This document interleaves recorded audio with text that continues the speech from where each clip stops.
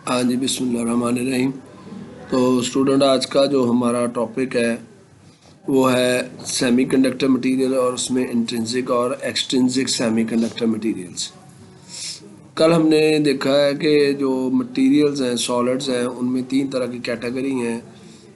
Conductors हैं, insulator हैं और सेमीकंडक्टर्स हैं। सेमीकंडक्टर मटेरियल जो है ना, ये बड़ी इंपॉर्टेंट क्लास है और इसको हम फर्दर जो है ना चलते हैं लेके। तो दो तरह के सेमीकंडक्टर्स होते हैं, एक इंट्रिंसिक और एक एक्सट्रिंसिक। इंट्रिंसिक वो हैं जो नेचुरली प्योर फॉर्म में पाए जाते हैं कुदरती तौर पे, और इनका जो मटेरियल है वो प्योरली नेचुरली, क्योंकि नेचर में प्योरली पाया जाता है। और ये जो है हमारे पास ज़्यादातर इनमें सिलिकॉन और जर्मेनियम जो है ना वो हम यूज़ करते हैं। ये ग्रुप 4 के एलिमेंट नॉर्मली यही होते हैं। तो दूसरे टाइप के जो मटेरियल है उनको एक्सट्रिंसिक हम कहते हैं। वो है जिनमें हम इम्प्योरिटी ऐड करते हैं। इम्प्योरिटी ऐड करने को हम डोपिंग का नाम देते हैं। उनको हम डोप सेमीकंडक्टर मटेरियल्स भी कहते हैं। वो एक्सट्रिंसिक सेमीकंडक्टर है। और उनमें जो इम्प्योरिटी रेशो है वो 1×10⁶ एटम्स, यानी 10 लाख एटम में एक एटम आप इम्प्योरिटी को ऐड करेंगे। और फर्दर जो है ये जो एक्सट्रिंसिक सेमीकंडक्टर है इनकी भी दो कैटेगरी है। एक को हम पी टाइप और एक को एन टाइप कहते हैं। एन टाइप मटेरियल्स वो हैं जिनमें हम एक पेंटावेलेंट मीन जिनके ऑटोमोस्ट शेल में 5 फ्री इलेक्ट्रॉन होते हैं।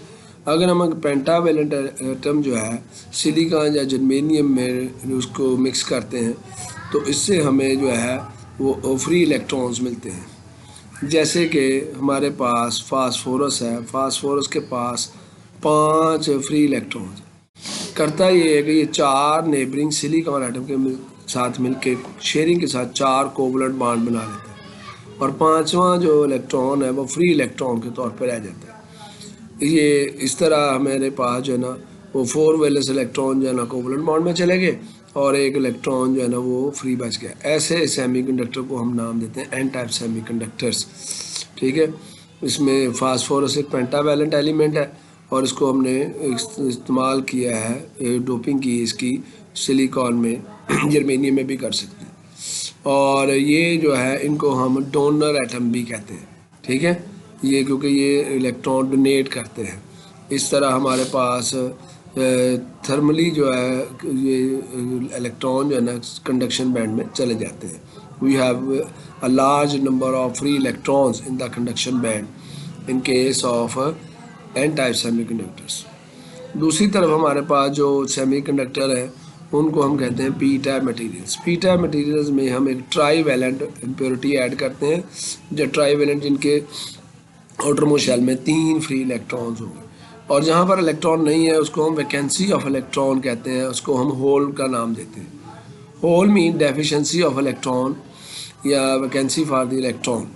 जैसे गैलियम है, बोरॉन है, एल्युमिनियम है, इंडियम है, ये सारे जो है ना ये ट्राईवेलेंट है। अगर हम एल्युमिनियम की डोपिंग करते हैं इंस्टेड ऑफ फास्फोरस तो हमारे पास 3 एल्युमिनियम के एक्स्ट्रा इलेक्ट्रॉन जो है वो कोवलेंट बॉन्ड में चले जाते हैं, जबकि चौथा जो है वो अनशेयर्ड आ जाता है। इस तरह हमारे पास एक होल क्रिएट होता है।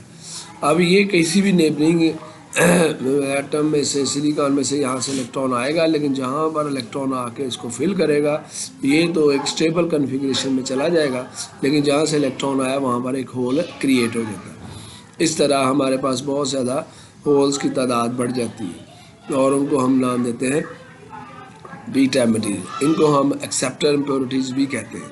ठीक है, तो ये एक्सेप्टर एटम्स है क्योंकि ये हमारे पास एक वैलेंस इलेक्ट्रॉन की कमी रहती है इसमें हमारे पास।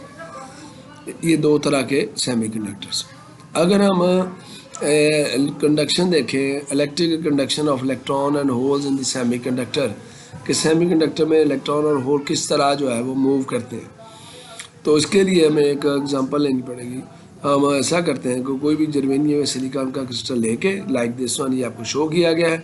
अब हम देखते हैं कि किस तरह हम अरे बनाते हैं और इलेक्ट्रॉन और होल पेयर किस तरह मूव करते हैं। Let us consider a array of atoms A, B, C and D। Suppose by some process के आप A अरे में कहीं से एक होल क्रिएट हो जाता है। अब इस होल को फिल करने के लिए कहीं से भी इलेक्ट्रॉन जो है ना आके इसको फिल कर सकता है।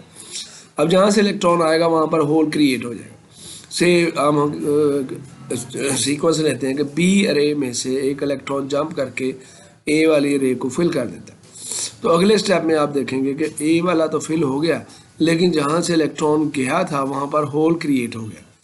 इसी तरह अगर हम इस प्रोसेस को देखें तो नेक्स्ट स्टेप में सी रे में से इलेक्ट्रॉन जो है ना वो बी वाले होल को फिल करेगा और होल जो है वो सी में शिफ्ट हो जाएगा, एंड सो ऑन। ऐसा लगेगा जैसे इलेक्ट्रॉन एक तरफ जा रहे हैं और होल उसके अपोजिट जा रहे हैं। Actually holes are not moving, hole तो मूव ही नहीं कर रहे।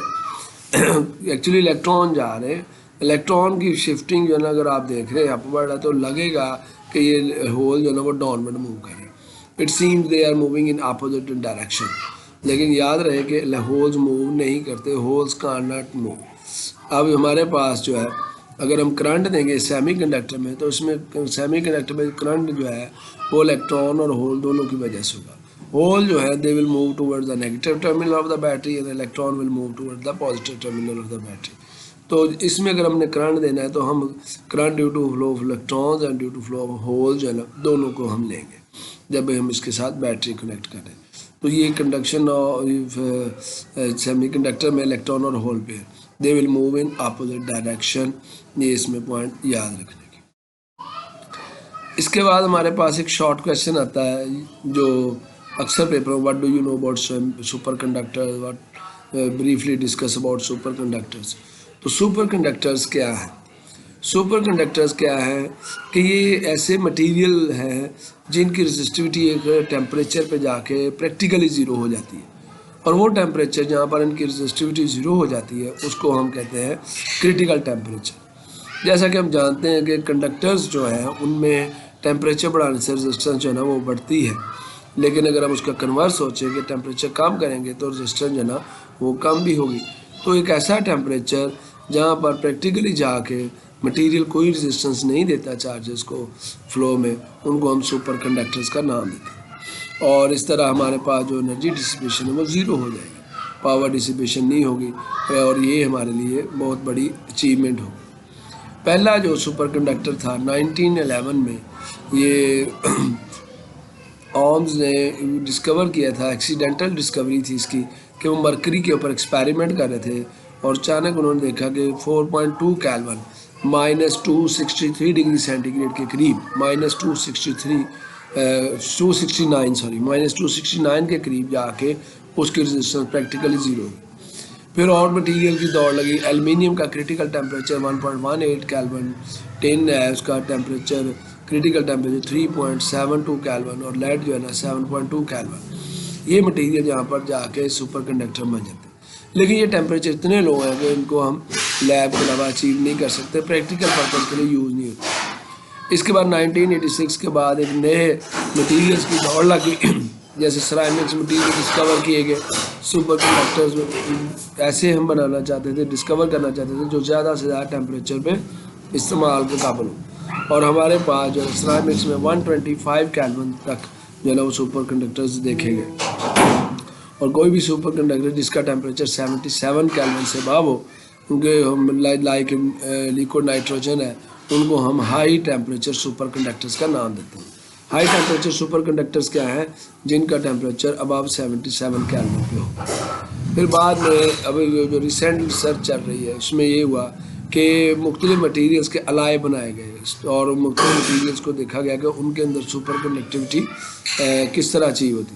जैसे येट्रियम बेरियम कॉपर ऑक्साइड है, ये जो है मटीरियल 163 केल्विन मतलब -110 डिग्री सेंटीग्रेड पर जो है ये सुपर कंडक्टर में कन्वर्ट हुए थे। प्रोफेसर याओल यांजली जो कैम्ब्रिज यूनिवर्सिटी में, उन्होंने इसको जो है इसके बारे में हमें बताया और इसको बनाया, और ये नई रेवोल्यूशन है इलेक्ट्रिकल टेक्नोलॉजी में। और ये सुपर कंडक्टर्स हम यूज़ करते हैं मैग्नेटिक रेजोनेंस इमेजिंग में, MRI के अंदर, और लेविलेशन ट्रेन्स हैं, और इसके अलावा जो सुपर कंप्यूटर की चिप्स हैं उनमें ये इस्तेमाल किए जाते हैं। तो right A note on super conductor. इसके अलावा ये MCQs आ जाते हैं कि जैसे मरकरी का क्रिटिकल टेम्परेचर क्या है, लेड का क्या है, टिन का क्या है।